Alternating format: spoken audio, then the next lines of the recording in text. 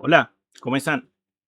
Bueno, quiero empezar el video pidiéndoles disculpas por el tiempo que he estado sin subir videos. Sé que han sido varios días, no crean que los he olvidado, sino pues que estoy estos días visitando acá la casa de mis papás en Cúcuta, por eso ven el ventilador al lado, porque si no lo tengo, pues acá me termino asando.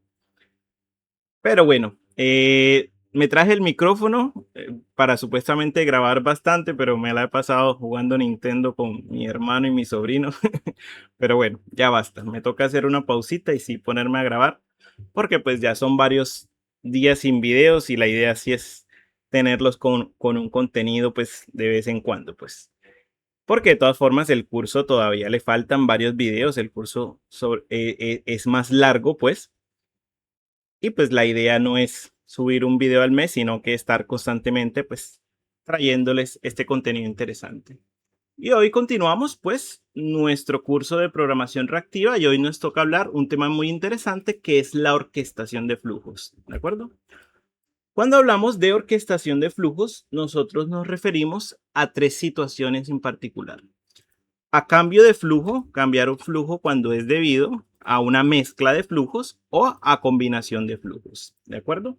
Vamos a ver las tres situaciones y al final pues vamos a ver un ejercicio muy interesante. Ojalá no se nos haga muy largo el video, pero pues este es un tema muy bueno, muy interesante y pues que les va a servir bastante. Listo. Entonces, en este tema, orquestación de flujos, empecemos por cambio de flujo. Listo, el cambio de flujo, operadores populares de estos, switch if empty, sobre todo, que es el más popular, el más usado y el que más van a encontrar en código. Y el switch map, que es más de nicho, es más utilizado en front. Eh, Vamos a ver mezcla de flujos con merge, con cat, que también tienen su uso. Y combinación de flujos zip y when. ¿De acuerdo? ¿Listo? Entonces, no, vamos a darle pues. Empecemos por acá. Y vamos a empezar hablando de los operadores switch. Todos aquellos operadores que ustedes vean que empiezan por la palabrita switch, hacen referencia pues a unos operadores que nos sirven, así como este nombre lo indica, para cambiar el flujo dada una situación. Es decir, yo estoy suscrito a un publicador o estoy en una situación donde estoy recibiendo datos de un publicador y cierta situación me hace cancelar esa suscripción y cambiar el flujo. ¿Listo? Vamos a ver, el más popular es Switchy Fenty. Dice, cambia a un, vamos a ver por acá el puntero láser, dice que cambia a un publicador alternativo si la secuencia es completada sin ninguna información. Es decir, fíjense lo que pasa acá. Si nosotros tenemos este publicador, dice que estamos suscritos, listo, pero fíjense que este publicador a mí no me emite nada, listo. Entonces lo que hace Switchy Fenty es generar un nuevo publicador al cual nos suscribimos internamente y este sí nos empieza a emitir. ¿Listo? En caso tal de que switch if empty, pues, o sea, de que haya un operador switch if empty, pero la fuente original de los datos, ese publicador original está emitiendo los datos, pues este operador switch if empty no va a hacer nada. ¿De acuerdo? Así como llegan, así se emiten. Solamente se activa si el publicador original no nos emite un dato. ¿De acuerdo? Aquí como tal estamos cambiando de flujo. Nos estamos olvidando de este vacío y estamos generando uno nuevo. ¿Listo? Estamos cambiando de flujo como tal. ¿Listo? Entonces, cuando un publicador envía solamente una señal de completitud, lo que hacemos es cambiarlos. Tal cual eso es lo que hace Switch Event.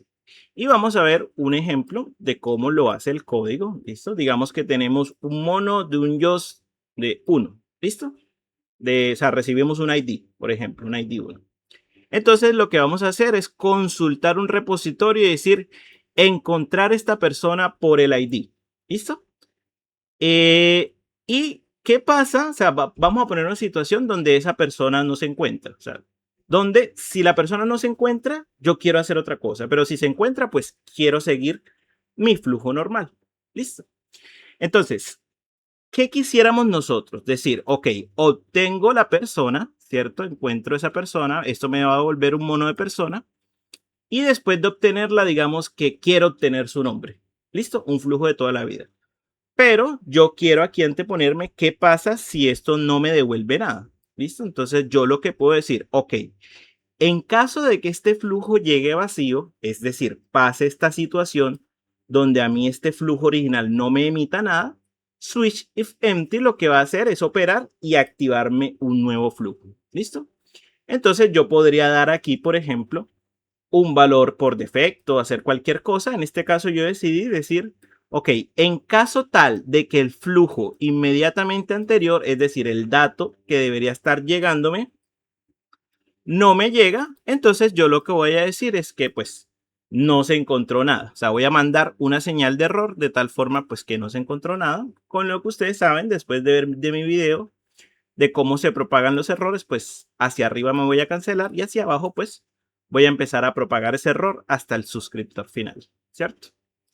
Listo, entonces switch event es eso. O sea, en caso tal de que el flujo anterior, es decir, de que a mí no me emita ningún dato, sino que me envíe una señal de completitud, pues él lo que va a hacer es cambiar de flujo y generar uno nuevo, ya sea uno de fallback, ya sea un flujo nuevo, ya sea una señal de error, pues lo que ustedes necesiten. ¿De acuerdo? Listo, vamos a entrar internamente. ¿Cómo funciona eso? Ya saben que ustedes, que me gusta hacer estos dibujitos, pues para que entiendan un poquito mejor. Y digamos que este mono normalmente lo que hace es lanzar, o sea, una señal de un dato y después una señal de completitud, ¿cierto? Digamos que este flat map, el de adentro, el de person repository, pues a mí no me dejó pasar el 1, sino que lo único que me dejó pasar fue esa señal de completitud. Entonces, en este caso, el switch if empty se activa y lo que hace es, ok, recibí la señal completitud y antes de eso yo no recibí un elemento. Listo, solamente recibí la señal de completitud. Entonces, lo que hace él es, listo, como yo le dije, pues genéreme un error, internamente se suscribe y pues este error empieza a viajar por el canal de errores, ¿no? Y pues se empieza a propagar hasta el suscriptor final. ¿Listo? Esto es ¿por qué? Porque recibimos señal de completitud sin recibir ningún elemento antes. ¿De acuerdo? En caso tal de que yo sí la reciba, es decir, me emita el elemento 1, me emita el elemento de completitud y por aquí, por este flatmap pase y ese elemento 1 llegue, entonces este operador se vuelve contento. Él prende una banderita interna donde dice, sí, al menos un elemento pasó por aquí. Es decir, que cuando pase el flujo de completitud, pues no va a pasar nada. Este operador no se va a activar. ¿Listo? Este es un operador muy útil. ¿De acuerdo? Es muy útil y ustedes lo van a encontrar mucho en código cuando estén trabajando. ¿Listo? ¿Por qué? Porque es la forma de yo decir, ok, ¿qué pasa si algo viene vacío? Pues es como el else de unir, pues. ¿Listo? Y bueno, quiero aprovechar esta ocasión para hablar un poquito sobre los opcionales. Nosotros cuando vimos streams, eh, estuve muy dubitativo de darles una clase de esto o no, porque pues al final de cuentas el curso es sobre Project Reactor y Spring Webflux. ¿Listo? Y les cuento que nosotros en Spring Webflux no solemos utilizar optionals. O sea, no es común, para mí es una mala práctica, porque es redundante. Y, o sea, no me hagan caso, simplemente yo decirles de que no los usen, de que son redundantes, sino que les voy a explicar por qué esto es redundante. ¿Listo? Entonces, en código que no es reactivo moderno, ustedes van a encontrar por lo general cosas así, donde, por ejemplo, vamos a encontrar en un repositorio alguien por ID. ¿Listo? Y entonces lo que hace el repositorio es devolverme un dato opcional. Me dice, ok, le devuelvo la persona, pero dentro de un wrapper, dentro de una cajita donde puede estar o puede no estar. Como quien dice la cajita de Schrödinger, pues. ¿Listo? Entonces, en este código que no es reactivo, o sea, puede ser funcional, pero no es reactivo, no es con Project Reactor, sueles encontrar código de este tipo. Entonces, encontrar por ID. Entonces dice el optional de persona, entonces encontrarlo por ID. Entonces uno decir, si está presente, entonces sí, retórnelo. ¿De acuerdo? O directamente en la misma línea de código decir, la person repository, encuéntrelo por ID. Y si no, haga otra cosa. O sea, devuelva otro dato, devuelva un error, devuelva cualquier cosa. ¿Listo? Or else, haga esto. O los códigos más refinados, más o menos se van a ver así. O sea, yo tengo un ID de un string, ¿cierto? Y lo que hago es encontrar por ID de esos datos de un string, y lo que hago es utilizar un flat map para aplanarlos, es decir, para ignorar los nulos. Listo, esto nosotros no lo hacemos en Project Reactor, pero puede pasar de que esto, pues en un código que no es reactivo, lo encuentre. ¿Listo? Entonces, vamos a hacer un análisis de por qué nosotros no trabajamos con eso. O sea, no solemos ver opcionales en el código reactivo, pues que nosotros trabajamos normalmente. ¿Listo?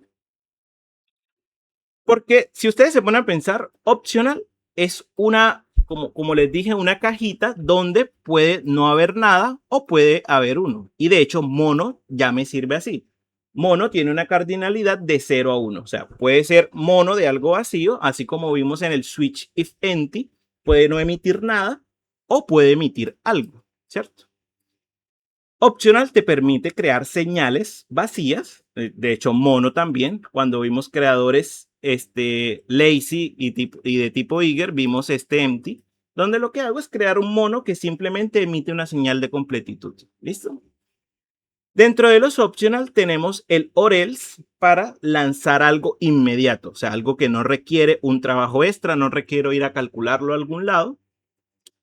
Y Project Reactor también tiene eso. O sea, cuando ustedes no necesitan devolver un publicador, sino algo de fallback directamente si reciben una señal vacía, pues ya hay un operador que se llama default if empty. ¿Listo? Que tal cual es para eso, para devolver un fallback. Y los más comunes dentro del optional, or else get, or else throw, ¿cierto? Que es, ok, aquí dentro voy a ir a otro método a calcular otras cosas o voy a lanzar una señal de error, ¿cierto? Fíjense que para eso ya tenemos el switch if empty, porque switch if empty lo que hace es devolver un publicador, y ese publicador bien puede ser, por ejemplo, así como vimos arriba, puede ser un mono, pueden ser un mono de error, pueden ser un mono de error, puede ser un mono JOS o puede ser cualquier otro tipo de mono, ¿de acuerdo? Entonces fíjense que switch if empty ya me permite eso. Y en general todo Project Reactor pues me da formas seguras de yo trabajar con datos opcionales. O sea, es decir, de 0 a 1, ¿cierto? ¿Por qué? Porque los optionals son populares porque nos evitan esas excepciones por null pointer exception, ¿cierto? Y ya Project Reactor pues es bastante seguro trabajarlo así. Es decir, que ustedes, por ejemplo, tener un mono de un optional de algo, por ejemplo, de un dato. Listo, esto es una mala práctica. De verdad que esto es redundante. O sea, esto a mí no me está aportando nada. ¿De acuerdo? Entonces es buen momento pues para hacer esa reflexión. No es el objetivo total del video, pero pues les tiro ese tip ahí para que lo tengan muy en cuenta y queden muy bien dentro del equipo. ¿Listo? Por acá tenemos otro operador de cambio que se llama switch map. ¿Listo? ¿Qué es lo que nos dice switch map? Nos dice, cambia a un nuevo publicador generado por una función cuando el flujo produce un ítem, de tal forma que los elementos de cada generado publicador son emitidos en el flujo resultante. ¿Listo? Pues siento que no lo explica tan bien, pero pues yo se los voy a explicar.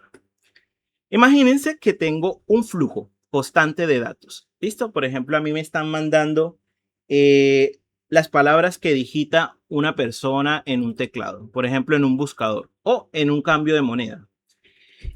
Vamos a decir que tengo una aplicación muy sencillita donde la persona va escribiendo el número en cambio de moneda y nosotros pues vamos dándole inmediatamente en tiempo real lo que él va escribiendo. Que si escribo $1, entonces, no sé, tanta plata. Que si escribo $10, tanta plata. Entonces, el usuario va tipando, ¿cierto? 100. Luego no se equivocó porque era 105 lo que quería escribir, por ejemplo. Entonces, esta es la línea de tiempo donde él me va escribiendo. Y todo esto se me va convirtiendo en un flujo que me está emitiendo a mis datos. No, ya no es 1, sino que es 10. No, ya no es 10, sino que es 100. Ya no es 100, sino que 10. Y ya no es 10, sino que es 105. Listo, al final el usuario sí se puso de acuerdo y me escribió, así como en la pantallita de Google, vamos a buscarla por acá. Listo. Por ejemplo, dólar. Listo, entonces yo escribo por acá que 1, que 10, no, que 100, que 100, no, yo borré, entonces 10, entonces 105. ¿De acuerdo? Vamos a decir que yo tengo algo así dentro de mi backend, ¿de acuerdo? Y cómo recibo estos datos, o sea, me los van emitiendo en un flujo y yo tengo que dar una respuesta que va a ser la respuesta de ese cambio de monedas. Y supongan que yo dentro de mi software, pues yo no controlo esa tasa de cambio, sino que voy por allá a una API a consultarla. ¿Listo? Y eso es precisamente lo que hace mi función, digamos, dentro del switch map. Entonces, llega el 1. Vamos a decir que este es el 1 acá, el primero que digitó el usuario. ¿Listo? Entonces, él lo que hace es ir a la API, por ejemplo, del Banco de la República, o bueno, yo no sé, en alguna casa de cambio, a preguntar a cómo está el dólar para decir el cambio. ¿Listo? Y pues yo me suscribo y doy la respuesta. ¿De acuerdo? Y esta sí se emitió. Pero después me llega la del 10. ¿De acuerdo? Entonces, ¿qué es lo que hace SwitchMap? Me dice, ok, como ya me llegó un nuevo dato, yo entiendo como SwitchMap de que este dato primero ya es irrelevante. Es decir, si por ejemplo yo lo consulté y vamos a decir que esto no ha llegado, pues yo simplemente lo voy a ignorar porque SwitchMap me sirve para decir, ok, voy a cambiar el flujo. A este que estaban dando, fíjense que este no ha lanzado señal de completitud. A este que estaban dando, me cancelo. ¿Por qué? Porque yo considero ya que no es relevante. ¿De acuerdo? Y llegó el 10, ¿cierto? Entonces, lo relevante ahora es saber este número 10, pues, ¿qué ha pasado? ¿Listo? Cuando llega al 100 y el número 10 no ha completado, pues él lo que hace, pues, es cancelarlo. ¿Listo? Él siempre se queda con la última referencia. Entonces, SwitchMap constantemente está cambiando de flujos. ¿Listo? Dependiendo, pues, del último dato que le llega. ¿De acuerdo? E ignora a los demás. Pónganse ustedes que ese llamado a esa API de cambio de moneda, pues puede durar mucho tiempo. ¿Y para qué voy a consultarlo yo 5 veces? Pues solamente lo consulto a la última vez que considera el usuario. ¿De acuerdo? Y listo, vamos a poner un ejemplo más realista, porque esto del cambio de moneda, pues no tiene sentido un flujo así, pues dentro de un back y un front, sino pues vamos a poner un ejemplo más realista. Vamos a decir un sistema de geolocalización de un vehículo. Es decir, digamos que tenemos un vehículo por allá en carretera y él, por medio de un chip de algún aparatico, pues él me va mandando información sobre su localización actual. ¿Listo? Para esto yo uso una herramienta de Internet de las Cosas que me sirve para pues poder manejar ese streaming, el mandar las señales, poder el recibirlas y yo como backend pues estoy suscrito a ese streaming para poder recibir esas señales, ¿de acuerdo? Porque pues no es buena idea que sea el carro el que me mande al backend, ¿listo? Sino que pues tiene que haber un intermediario. Por ejemplo, Kafka es muy popular para esto, ¿listo? Que nos sirve para este streaming. De pronto en algún momento hablamos sobre estas herramientas, pero pues no es el caso hoy. Entonces, a mí me están llegando normalmente esas coordenadas. ¿Listo? Entonces, supongan que lo que hace mi empresa es, unas personas tienen unos camiones y lo que hace y mi empresa lo que hace es que para el dueño del cliente, él puede ver dónde está el carro en ese momento. ¿Listo? Él puede ver en tiempo en vivo las coordenadas del carro y las condiciones atmosféricas de qué, del lugar donde está. O sea, para saber si el carro por allá está lloviendo, si hay buen clima, si por ejemplo estoy llevando una carga y necesito que se mantenga una temperatura constante para saber si se prende el aire o no, bueno, etcétera. ¿Listo? O no tiene que ser el dueño, sino un supervisor de que tienen varios camiones y pues quieren saber en todo momento pues cómo está el carro de ellos. ¿Listo? El camión de ellos. Entonces, vamos a decir que esta señal la recibe el backend y el backend lo que hace es consultar una API del clima. ¿Listo? Entonces, para la coordenada con longitud tal y latitud tal donde estuvo el carro en ese momento, entonces yo consulto la API del clima. ¿Listo? Y entonces Luego de consultarla, lo que normalmente hago es escribir la información para el usuario. O sea, ya sea en una base de datos, ya sea en otro servicio, pues yo le mando la información con la coordenada y con la información del clima. ¿Listo? A ese dashboard. Pero vamos a suponer que esta API del clima se está demorando mucho o que por alguna razón, pues estas señales están llegando muy rápido al mismo tiempo. ¿Listo? Vamos a decir que estaban represadas porque hubo un lugar donde el vehículo no tenía internet, entonces no se podía mandar las señales y se lanzaron todas en un momento muy corto. Por ejemplo, 20, no sé, 50 señales en un solo segundo. ¿Listo? Entonces, imagínense que para cada una de estas señales, el backend se ponga a consultar esa API del clima. No tiene sentido. Entonces, acá, dentro de este backend, lo normal es utilizar un switch map. ¿Por qué? Porque le van llegando varias coordenadas y la única relevante que a él le importa es la última que llegue. Es decir, o sea, ese flujo es constante, o sea, eso nunca para, ¿cierto? Entonces, él va mostrando lo que puede procesar, pero si llegan muchas al mismo tiempo, pues él dice, ¿para qué me voy a molestar en hacerlas todas? Sino que cuando llegue una nueva, pues yo cancelo la operación que se esté haciendo en ese momento. ¿Listo? Lo relevante es lo que va llegando de último. Yo sé que es un caso muy de nicho, pero pues que sepan que existe Switch Map para ese tipo de situaciones. ¿De acuerdo? Entonces, más o menos el código se vería así, que está recibiendo un flujo de coordenadas y dentro de un switch map tengo el llamado a la API, que si llega un elemento nuevo, pues el llamado de la API anterior se cancela, ¿cierto? Y solamente me quedo pues con el último llamado de la API. Listo. Y bueno, pues aquí está el cual lo que les cuento. O sea, digamos un flujo que me está emitiendo datos. Está el 1, el 2, el 3, el 4. Entonces lo que hace internamente pues es ese publicador pues se me suscribe internamente y empieza a fluir. Pero luego cuando llega el segundo elemento pues este lo cancela. Dice, ok, no, este ya a mí no me interesa. Ya lo que fluyó, fluyó. Pero el resto de cosas que hay que fluir pues ya no me interesan. Y lo que hago es seguir con el siguiente. Y cuando llegue el 3, pues este también lo va a cancelar. ¿Listo? Así funciona Switch Map y se utiliza pues para estos casos. Un poquito de nicho, pero pues que sepan que existe. ¿De acuerdo? Para el día que les toque. Hay otro que se llama Switch on First, pero si este es de nicho, este es mucho más todavía. De verdad me lo pensé mucho si explicarles, pero no. O sea, porque hay cosas más interesantes y pues no quiero que el video me quede gigante. ¿Listo? Existe, pero es tan de nicho, la verdad que no vale la pena explicarlo acá. Si ustedes pueden ver la documentación y ver si les interesa, pues cómo funciona, ¿de acuerdo? Pero de entrada puede pasar que nunca en la vida vean usarlo, ¿de acuerdo? Bueno, vamos a la siguiente fase que es la mezcla de flujos. ¿Listo? La siguiente forma de orquestar nosotros los flujos es mezclándolos. ¿Listo? Entonces vamos a decir que tengo un flujo y tengo otro flujo y lo que quiero es simplemente concatenarlos, es decir, mezclarlos en un único flujo final. ¿Listo? Eso nosotros lo podemos hacer de dos formas, respetando el orden o sin respetar el orden. Entonces, merge lo que hace es combinarlos sin respetar el orden. O sea, el primero que se emita es el primero que llega al final.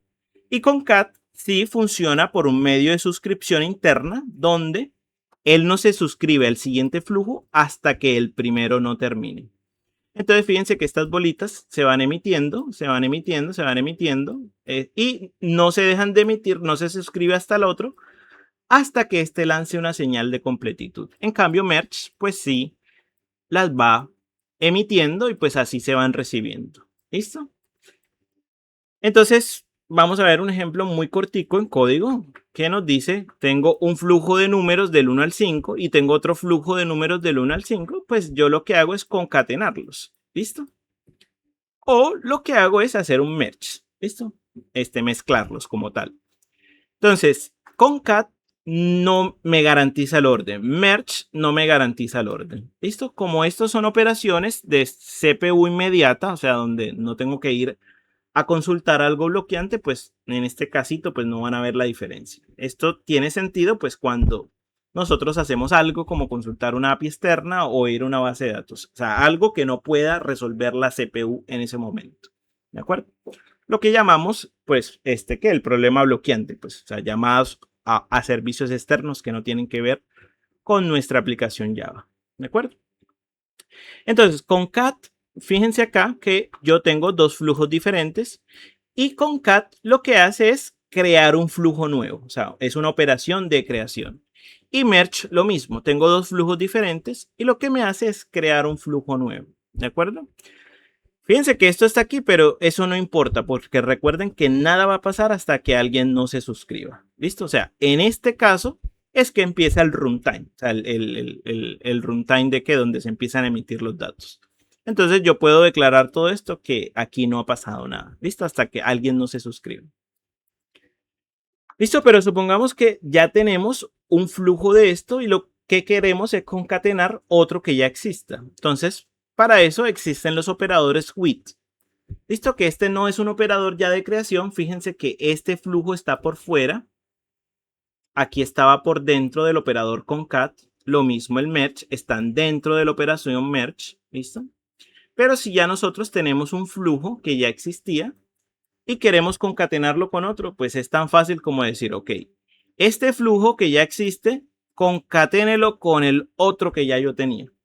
Y tal cual es así, así de simple. Lo único que diferencia de concat with, pues es que este es de creación y este pues no es de creación, es un operador ahí intermedio, ¿de acuerdo? Lo mismo pasa con merge with, entonces tal cual, yo ya tenía un flujo, listo, que estaba emitiendo y lo que hago en merge with es mezclarlo con otro flujo diferente, listo, no en un operador de creación, sino que pues en operación intermedia, o sea, ya yo tenía este flujo y lo que quiero es mezclar este flujo con otro que ya tengo.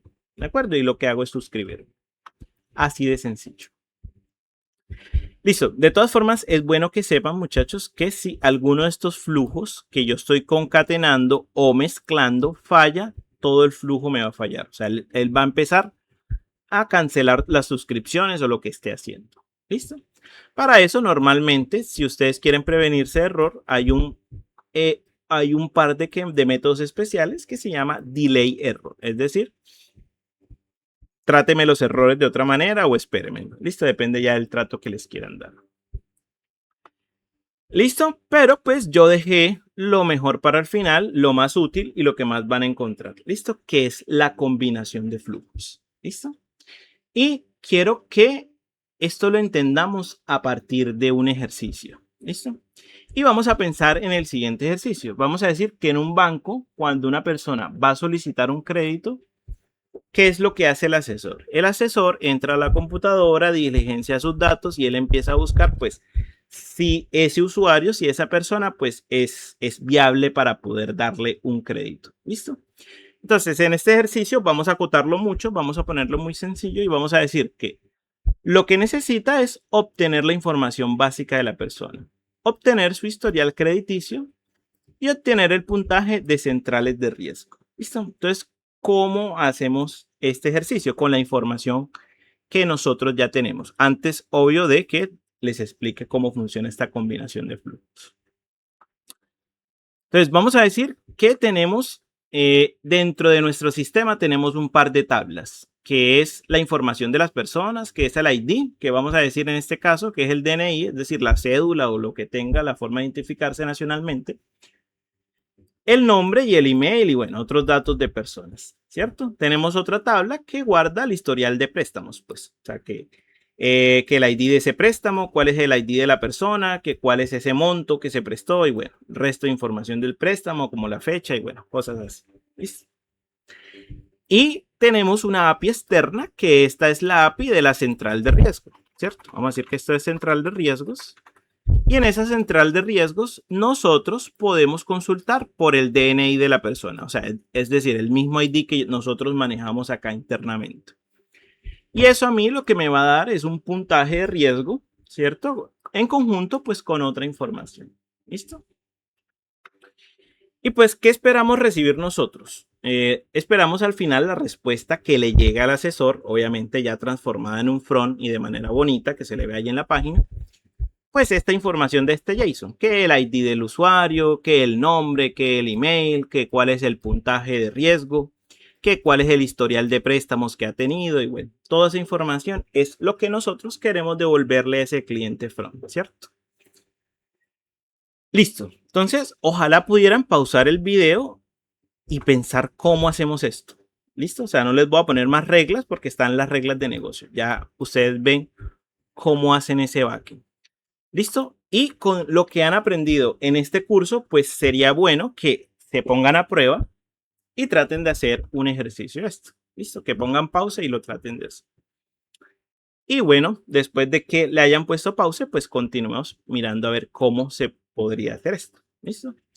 Entonces, fíjense este JSON que me están pidiendo. Tiene información de la persona, información de la central de riesgo e información de los préstamos. Es decir, un DTO, o sea, una clase especial para poder transferir información, pues sin ocupar, sin utilizar a las entidades de negocio, pues, sino pues yo combinar la información que yo necesito. Entonces, como tal, necesito un DTO para esto. O sea, necesito el ID de la persona, que el nombre, bueno, aquí me faltó el email, que el puntaje de riesgo y pues tengo una lista de la información de los préstamos, ¿cierto? Y pues dentro de esa clase de servicio, de esa clase use case donde yo voy a trabajar, pues tengo lo que yo necesito. Tengo un repositorio que a mí me sirve para buscar en la base de datos de personas. Tengo un repositorio de préstamos que también me sirve para buscar en la tabla de personas. Y tengo un cliente HTTP para poder consultar la API de riesgos. Pues, ¿listo? Y yo quisiera, dentro de este método reactivo que yo voy a crear, o sea, al final se va a ver más o menos algo así. Aquí estoy utilizando el patrón builder. Bueno, aquí me faltó el punto build. Ahí me lo comí al final, pero bueno, no pasa nada. Listo, y esto es básicamente pues un constructor, solamente que utilizando los valores que yo necesito. Entonces, fíjense que al final yo necesito información de la persona, información de la central red de riesgo e información de los préstamos, ¿cierto? Listo, más o menos esto es lo que yo quiero dar al final, pero claro, yo cómo consigo, o sea, cómo a partir de esta información puedo armar esta respuesta, haciéndolo de una manera obviamente declarativa, funcional, ¿cierto? No de manera imperativa como estábamos acostumbrados a esto. ¿Listo? Entonces, tomándonos un momento para pensar cómo hacerlo, pues uno podría decir, ok, vamos a decir que lo primero que yo voy a hacer es obtener la información de la persona. ¿Listo? Es decir, en la persona repositorio voy a encontrarlo por ID. Entonces yo esperaría que esto me devuelva un mono de persona, ¿cierto? Es decir, la persona con el nombre, con el ID, con el email y toda la información, pues me devuelve ahí, ¿cierto? Entonces aquí en este punto lo que yo hago es obtener la persona por su ID, ¿cierto? Luego voy a decir flat map, o sea, operación de transformación. Entonces, la persona que yo recibí del flujo anterior, ahora lo que yo voy a hacer es consultar la central de riesgo para poder obtener, no sé, el puntaje de riesgo de esa persona. Entonces aquí obtengo la información de la central de riesgo. Pero fíjense acá, cuando yo voy a hacer cualquier otro operador intermedio, o sea, lo que yo tengo a partir de aquí es información del riesgo.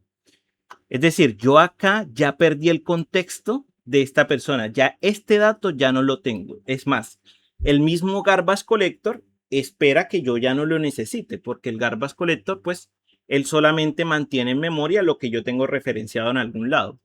Pero yo apenas termino este operador y voy al siguiente operador, pues ya esta persona, como esto es un mono y ya pasó, esta persona ya se emitió, pues él lo va a limpiar porque él ya no lo necesita. Pero entonces, ¿cuál es el problema con eso? O sea, que a este punto yo ya perdí esa referencia de esa persona. O sea, no voy a poder obtener su nombre al final. O sea, de lo que yo quería hacer acá, que para esa persona obtener su nombre pues ya no lo puedo hacer. ¿Por qué? Porque esta forma de trabajar, que es la más bonita, donde es lineal, donde pues voy pasando uno por uno los operadores, pues no me sirve para esto que yo quiero hacer. ¿Por qué? Porque estoy perdiendo la referencia a la persona y yo quiero tenerlo. Listo, entonces esto a mí, ¿a qué me obliga? A trabajarlo de esta forma. ¿Listo? Entonces sí, nuevamente, así como arriba, yo lo que hago es decir, muy bien, vamos a encontrar la persona por su ID. Y luego algún tipo de transformación y yo digo, para esa persona, fíjense lo que estoy haciendo aquí. Estoy haciendo el risk client, lo que yo ya había hecho acá, pero fíjense que a partir de acá no creo un flat map, o sea, al mismo nivel donde son operadores diferentes. O sea, imagínense la tubería. Vamos a pintarla por acá. Vamos a pintarla un momento por acá. ¿Listo? O sea, yo quisiera esto. O sea, cada operador de manera independiente. O sea, este es el primer flat map. Flat map 1. Y por acá tengo otro flat map. O sea, el flat map 2. ¿Listo? Y luego hay el flat map 3 y etcétera. Esto es lo que nosotros normalmente venimos haciendo y así lo venimos explicando. Que un operador pasa por este y luego pasa por este, bueno, etcétera. ¿De acuerdo? Un elemento. Pero fíjense que si yo hago eso nuevamente, pues pierdo el contexto. ¿Por qué? Porque aquí era un circulito.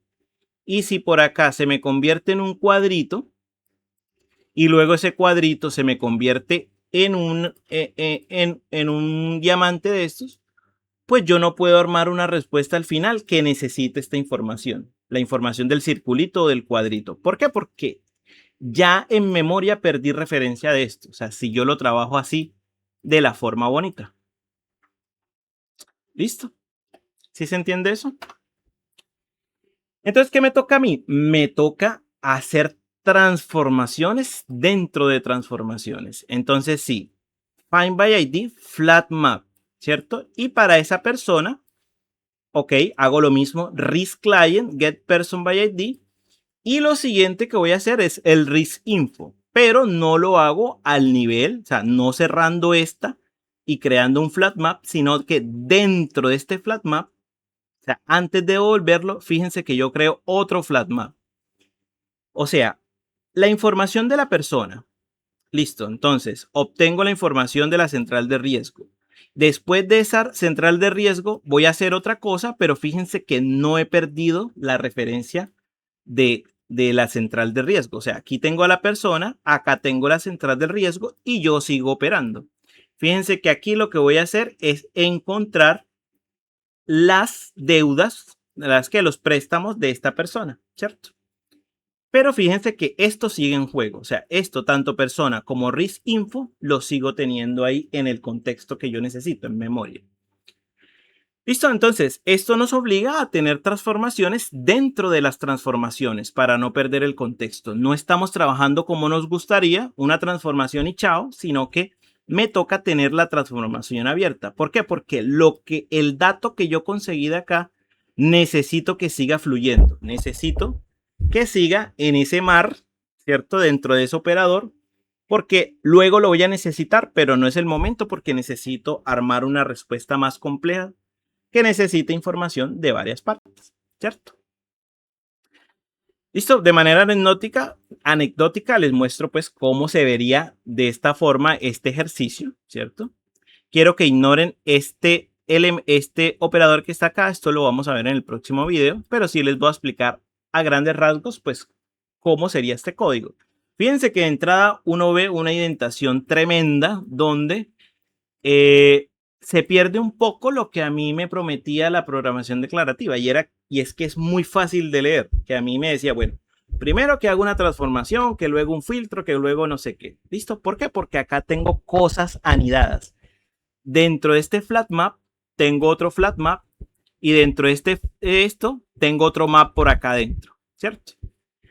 Entonces, primero obtuve la persona. Entonces, lo único que estoy haciendo es tenerlo en referencia. Luego hago la consulta a la central de riesgo. ¿cierto?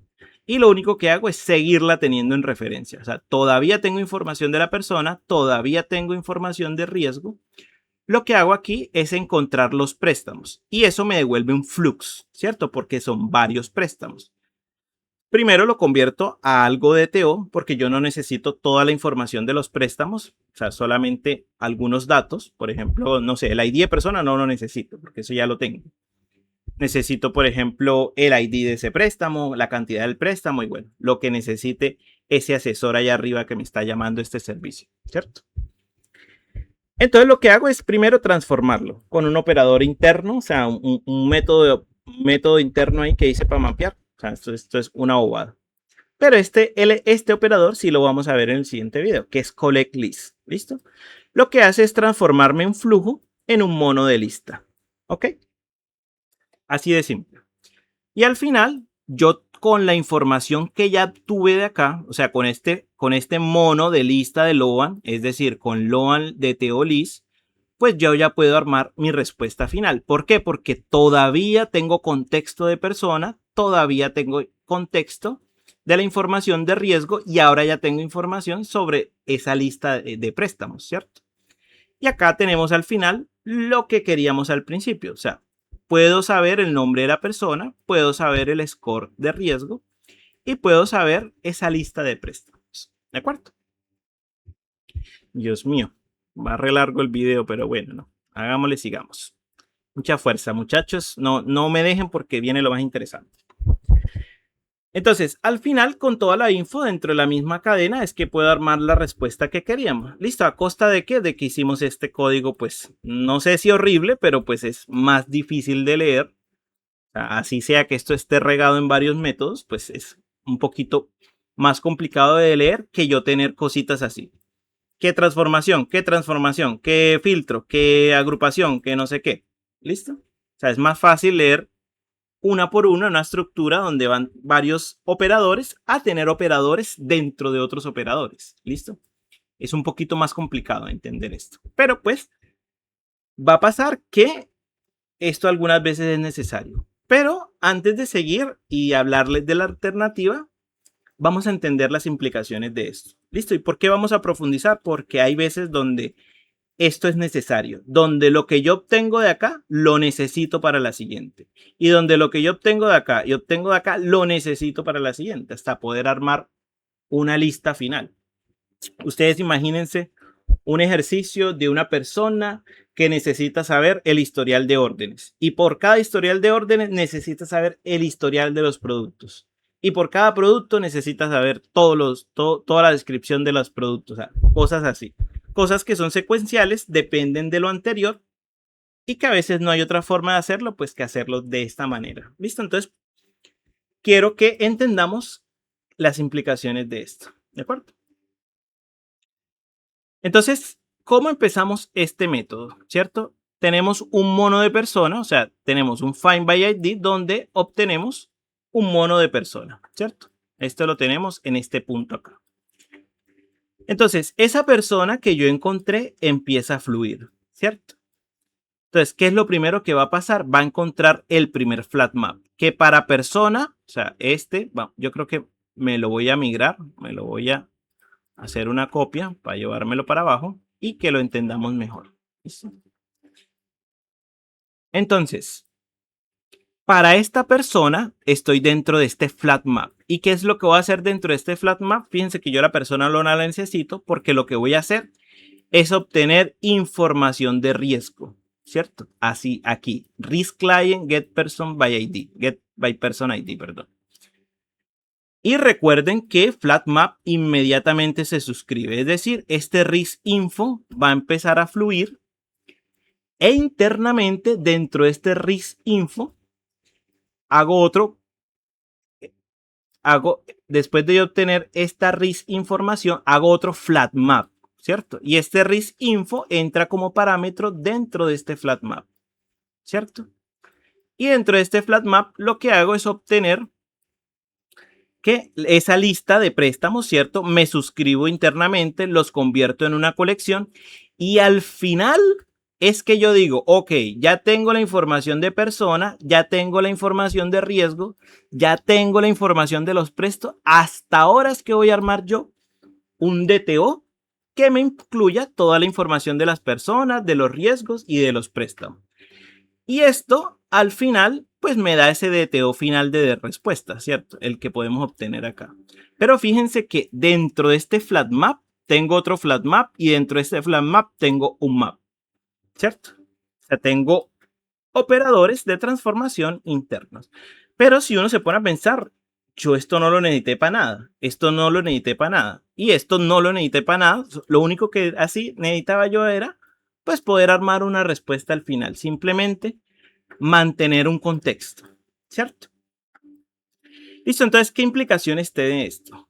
Listo, vamos a analizar un poquito las implicaciones que tiene esto. Porque nuevamente, esto a veces toca trabajarlo así, pero necesito que entiendan y que entiendan los riesgos y las consecuencias que trae trabajar así. ¿Listo? Lo primero es que esta naturaleza que ustedes están viendo, donde nosotros tenemos acá un código de este tipo que se va expandiendo hacia adentro, ¿cierto? Es secuencial y dependiente. ¿Por qué? Porque esto depende, o sea, todo esto lo necesito y es dependiente entre sí y es secuencial, ¿de acuerdo? ¿Y esto qué implica? Todos los objetos dentro de la secuencia deben existir en memoria. Esa es la primera implicación, porque claro, si yo lo tengo dentro de este flat map y mi intención es no perderlo, mantenerlo en memoria para yo poder dar una respuesta final, tengan en cuenta que todo lo que entre aquí, ¿cierto? Todo lo que ustedes empiecen aquí a decir para adentro, esto todo va a existir en memoria. ¿Listo? Entonces, ¿qué implica esto? Todos los objetos dentro de la secuencia deben existir en memoria. Ten presente el tamaño combinado de los datos cuando hagas esto. Porque este es un ejemplo sencillo, donde es un mono, de un flux que convertimos en mono. Pero fíjense que puede pasar que sea un flux, de un flux, de un flux. ¿Listo? Entonces, todos esos objetos, porque recuerden que FlatMap es asíncrono, él opera varios al mismo tiempo, pues van a trabajar de manera síncrona y todos van a estar trabajando al mismo tiempo, lo cual es mucho, o sea, son muchos objetos en memoria y puede existir ese riesgo, pues, de que hay que tener presente ese tamaño combinado para, pues, no tener riesgos de esa memoria. Listo, cuando la complejidad algorítmica no es bien tratada, se convierte en una complejidad n por m. Es decir, por cada elemento de estos, pues yo voy a hacer m operaciones. ¿Listo? Y si tengo otra más interna, pues va a ser n por m, por p, por o. Bueno, en fin, ¿listo? Entonces, tener muy presente, ¿cierto? Siempre buscar la forma de hacer esto más eficiente. Sobre todo, por ejemplo, en consultas de bases de datos. Entonces, si yo, por ejemplo, para cada persona voy a buscar su historial de órdenes y para cada historial de órdenes voy a buscar todos los productos. Entonces, puede pasar que muchas personas tengan órdenes similares con productos similares y voy a hacer muchas consultas de productos. Y puede ser que esos productos ya los había consultado para otra persona, pero como cada evento es independiente, pues uno se termina haciendo un 8. Eso es cómo nosotros optimizar ese manejo de estructura de datos. Y vamos a hablar mucho de eso en el siguiente video. ¿Listo? Entonces, la complejidad algorítmica que no es bien tratada se convierte en una complejidad grande, n por m. Entonces, cuidado con consultas anidadas a base de datos o operaciones CPU intensas. Y en caso tal de que sea algo que no se puede evitar, siempre tengan en cuenta que FlatMap tiene una opción de manejar la concurrencia, ¿cierto? Aquí puse yo el 2 a propósito porque no sé qué le pasó a la documentación, que no me lo coloreó bien.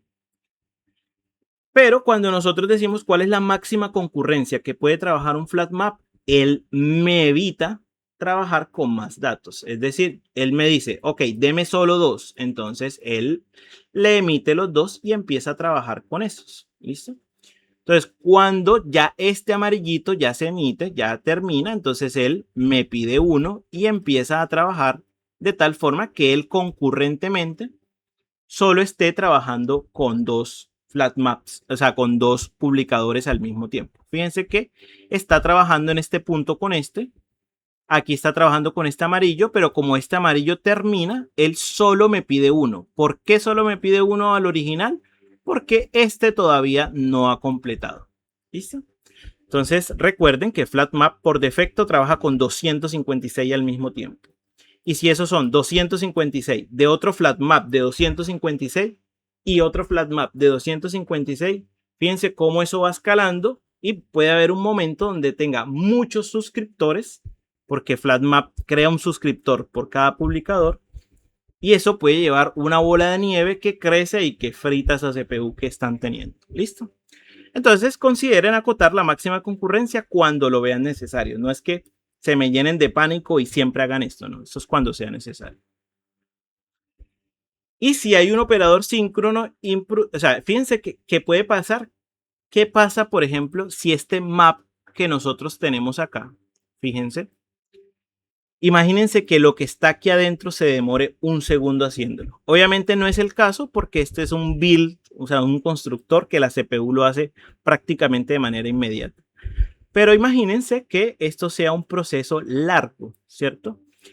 Entonces, todo esto va a quedar bloqueado. Va a quedar bloqueado o va a quedar ahí en memoria, produciendo más memoria, o sea, no dejándolo fluir. ¿Por qué? Porque este es un proceso demorado.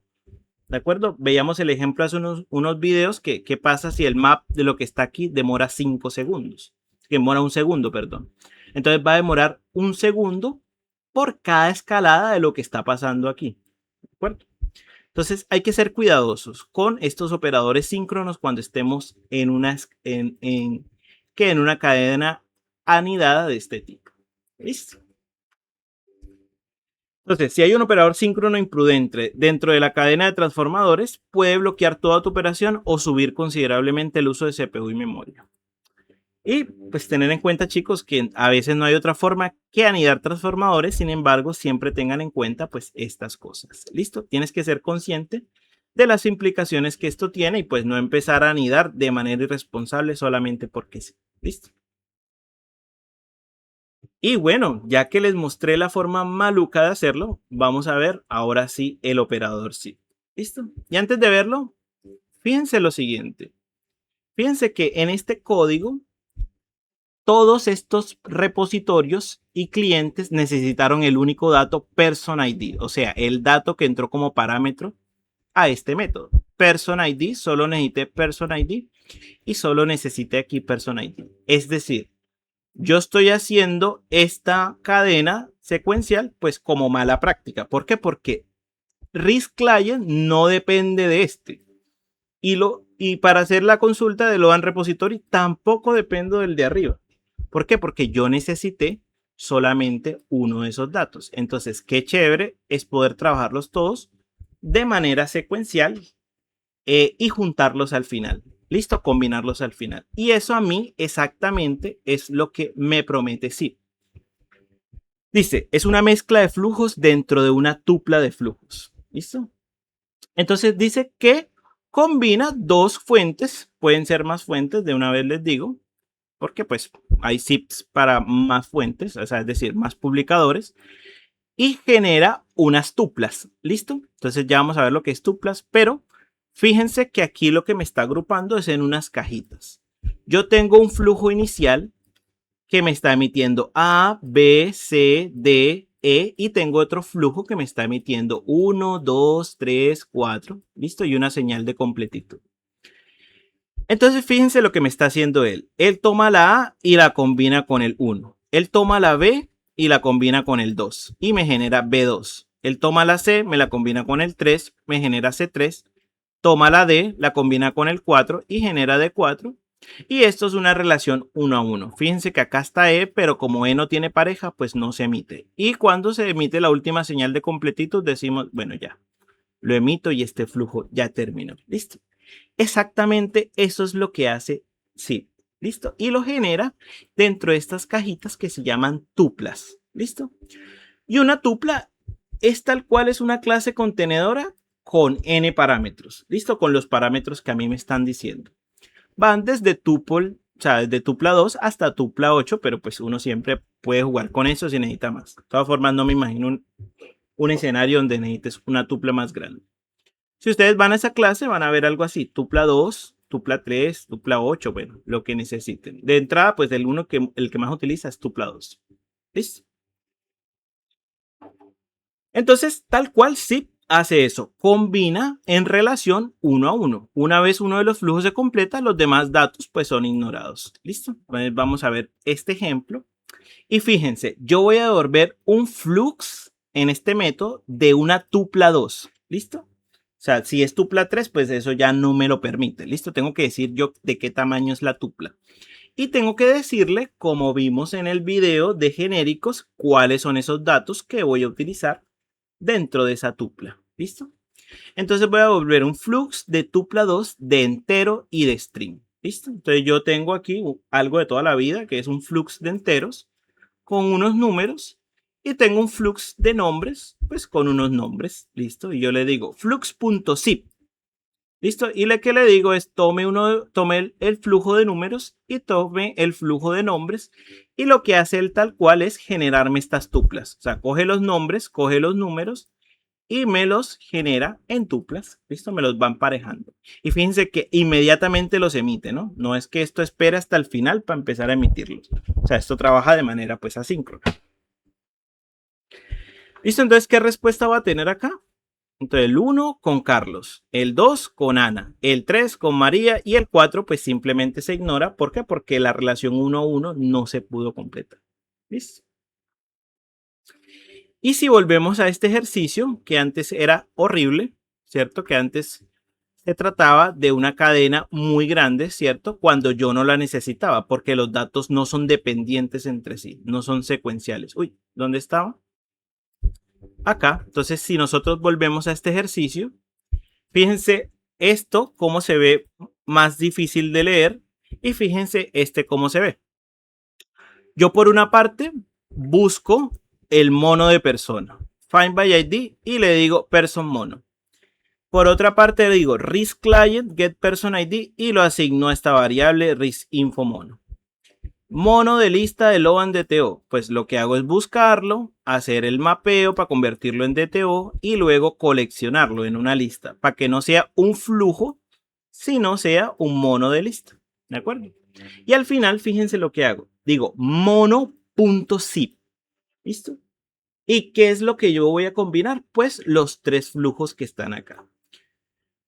Entonces pueden decir, Carlos, pero esto no se ejecuta de una vez. No, porque como esto está envuelto dentro de publicadores, hasta que alguien no se suscriba, pues esto no va a pasar. Yo lo puedo dejar ahí declarado y esto no va a suceder todavía.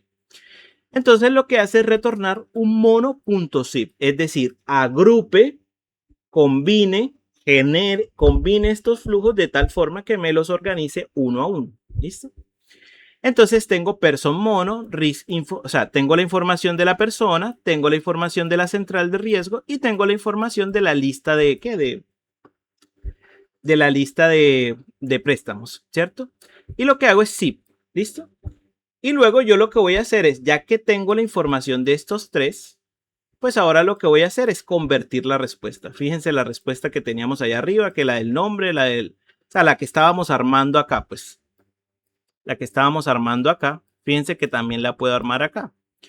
Entonces, ¿cómo? Yo le digo a la tupla get. Ah, bueno, eso me faltó aclararles, que la tupla pues tiene los métodos get por cada uno de los parámetros. El 1, el 2, el 3, en orden. ¿Listo?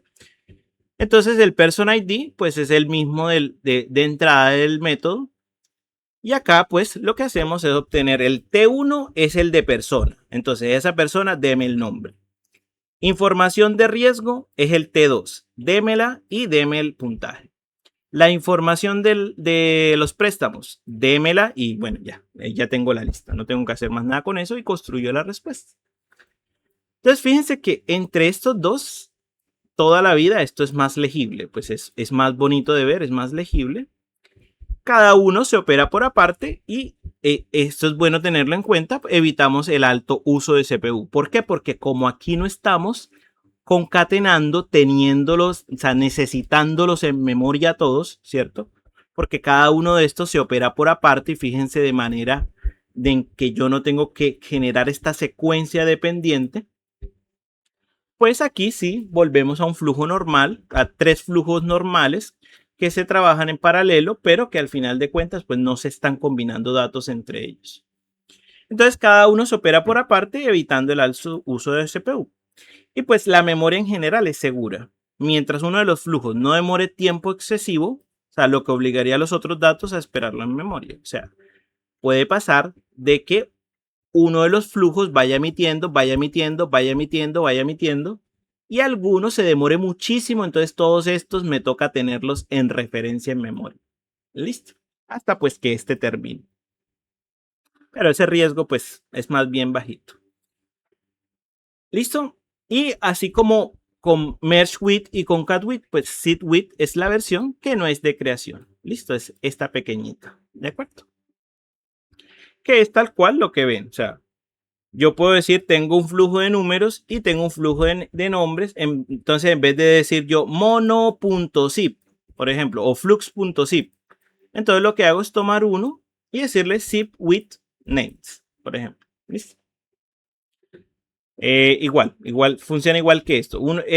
Los otros son de creación y estos pues son operadores intermedios. ¿De acuerdo? Listo, vamos a ver un ejemplo. Sé que el video quedó enorme, pero bueno, ahí tienen para los que me extrañaron estos días, para que se pongan al día. Listo, ¿qué pasa si yo sí quiero hacer varios al mismo tiempo? Quiero combinar flujos, pero yo no quiero una respuesta en general. O sea, vamos a poner un ejemplo. Vamos a decir que vamos a registrar un pago de préstamo y a la vez actualizar en la central de riesgo y a la vez, por ejemplo, generar un registro de auditoría, un log, lo que sea. ¿De acuerdo? Entonces, acá en estos casos nosotros no necesitamos una respuesta, simplemente necesitamos orquestar ese par de flujos. O sea, necesitamos que las dos cosas se hagan a partir de una acción y van de la mano, pero no necesitamos pues que ninguna respuesta de ellos. En ese caso, nosotros utilizamos WEM, ¿listo?